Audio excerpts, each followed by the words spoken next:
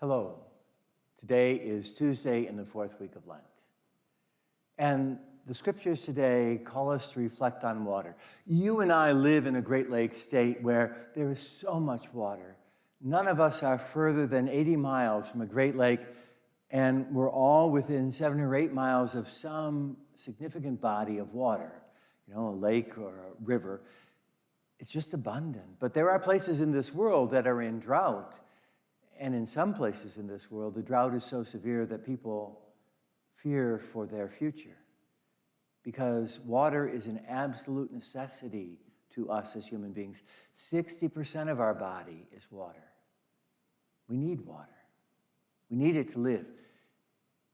In the first reading today from the book of the prophet Ezekiel, Ezekiel has this wonderful vision, and he sees water flowing from the temple. And it starts there as kind of a trickle, a small stream, but as it comes down, it becomes something so great that he can't even walk through the water anymore.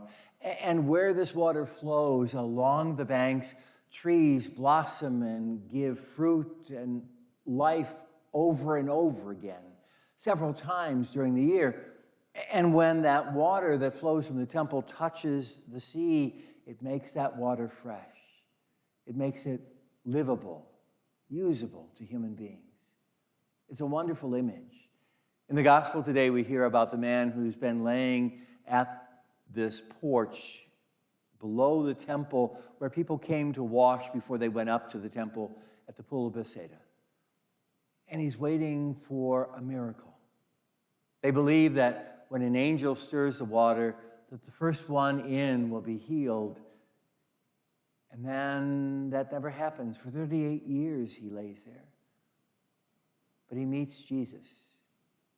And I suspect that Jesus, who came to Jerusalem 3 times a year through most of his life, had perhaps seen this guy waiting there year after year after year.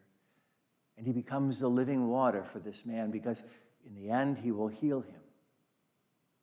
In Sunday's gospel, we heard about Jesus saying to the woman at the well in Shechem that he is the living water. Today is a good day to reflect on water. When you wash your hands, when we do that, to let that water just flow over our hands and to recognize what it does for us. Maybe before we take a drink of water today, just stop and say a quick prayer of thanksgiving for the water. The water that gives life, that refreshes. Perhaps today is a good day to recognize how the water that flows from Christ, the love that flows from him, is what truly gives us life. And it's meant to flow through us to others in a way that will be life-giving. Lord, help us to be grateful for the life-giving water you give us, and to be living water to those in need. Amen. Have a grace-filled journey to Easter.